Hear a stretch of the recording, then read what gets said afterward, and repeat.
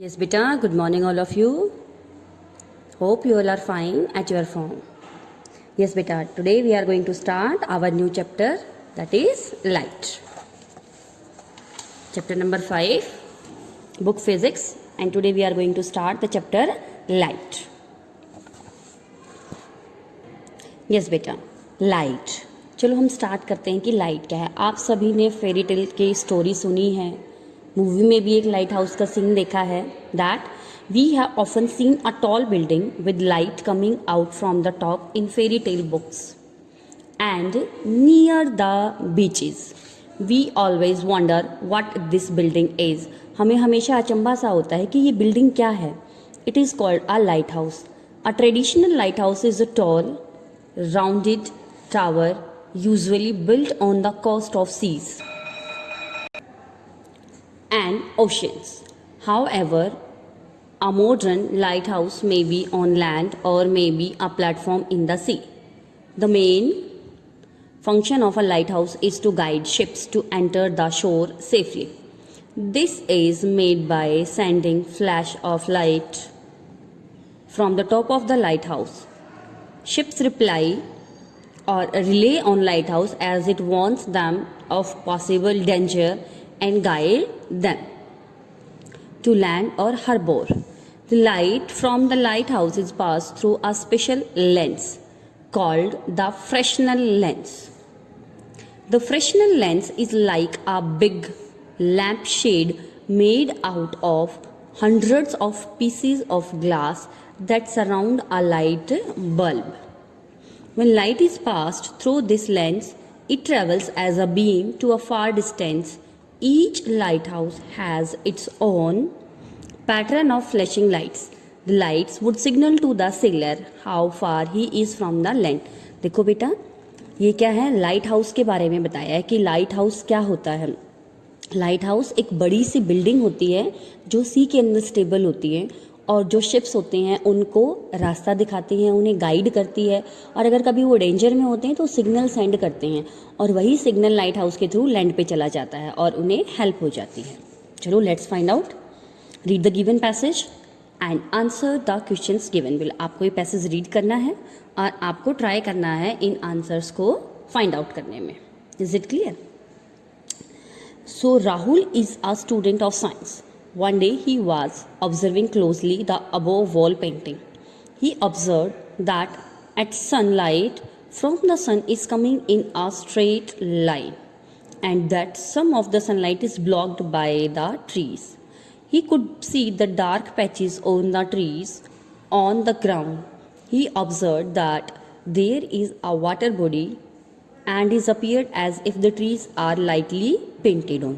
ये क्या है, एक वाटर बॉडी है, ऐसा लग रहा है कि इसके ऊपर पेंट किया गया है कि कहीं पर डार्क लाइट आ रही है, कहीं पर ब्राइट लाइट आ रही है. The water surface. Rahul was fascinated with the painting and the different phenomena of light that were being depicted in the painting. अब आपको कोशिश करनी है इन आंसर्स को फाइंड आउट करने की फ्रॉम द पैसेज, और कुछ हम आगे रीड करेंगे वहाँ से. यस बेटा, let's no more. Rectilinear propagation of light. Rectilinear होता है straight line. Observe the light coming from the torch and the headlights of a car in the given picture. आपको दो पिक्चर दिखाई गई हैं.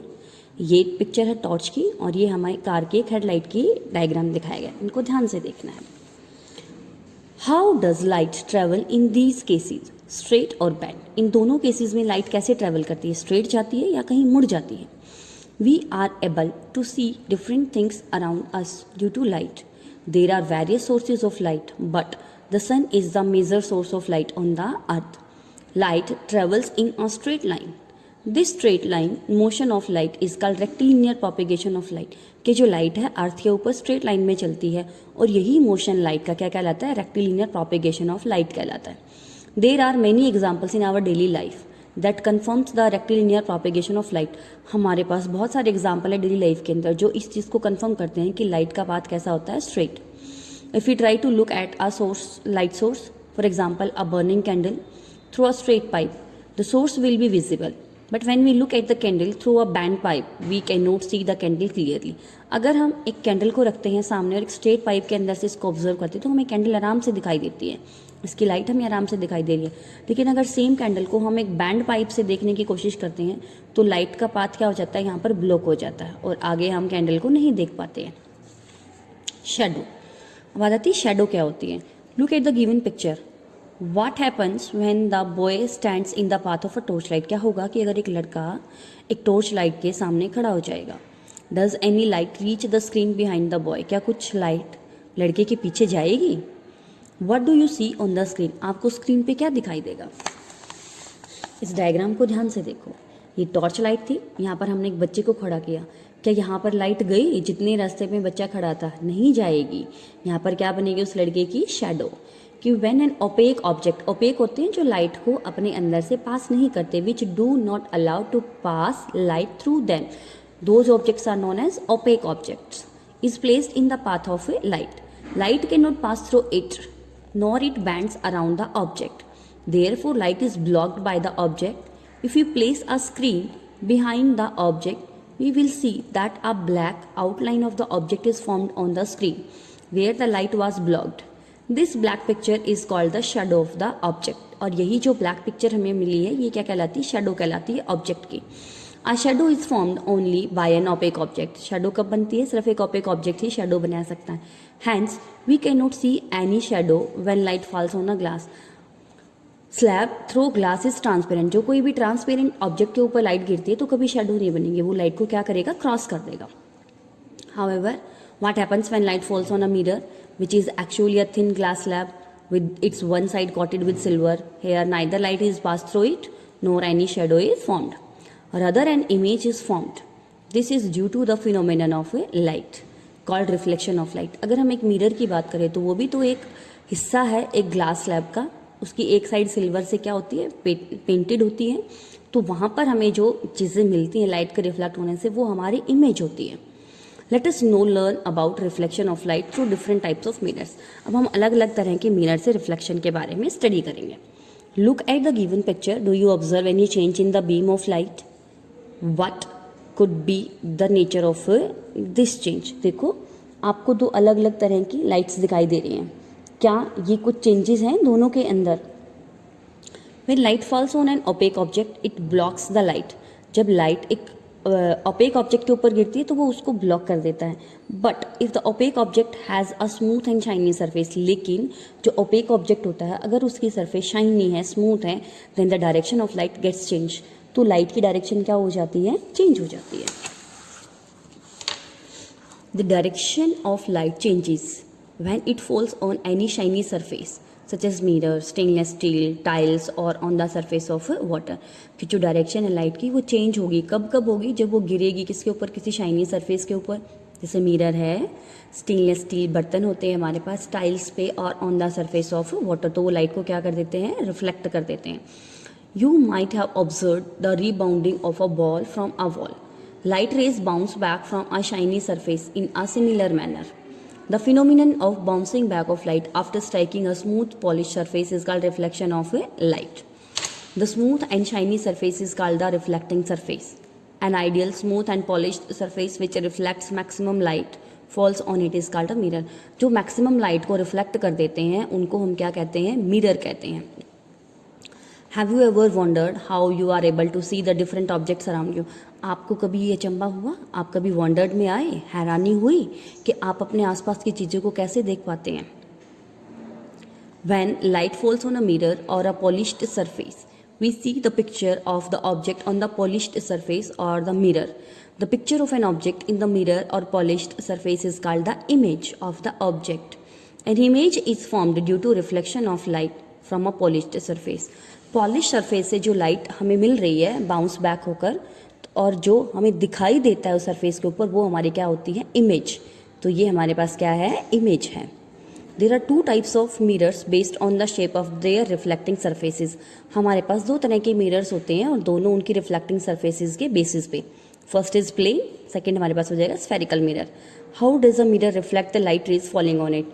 एक मिरर कैसे लाइट को रिफ्लेक्ट करता है जब लाइट उसके ऊपर गिरती है। Reflection of light from a plane mirror. Observe the reflection of light from a plane mirror as shown in the diagram. आपको एक डायग्राम दिखाया है, आपको ध्यान से देखना है कि लाइट को कैसे रिफ्लेक्ट कर देता है।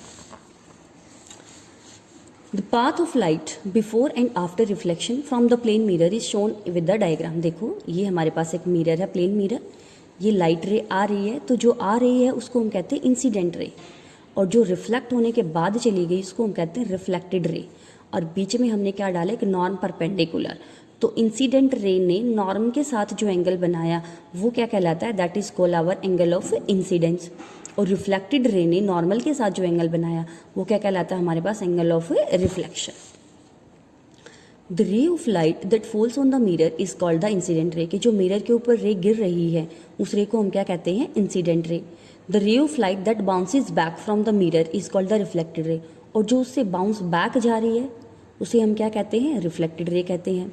The point eight which the incident रे touches the mirror is called the point of incidence, जहाँ पर ये मिरर को टच करता है पॉइंट, वो क्या कहलाता है, पॉइंट ऑफ इंसिडेंस कहलाता है।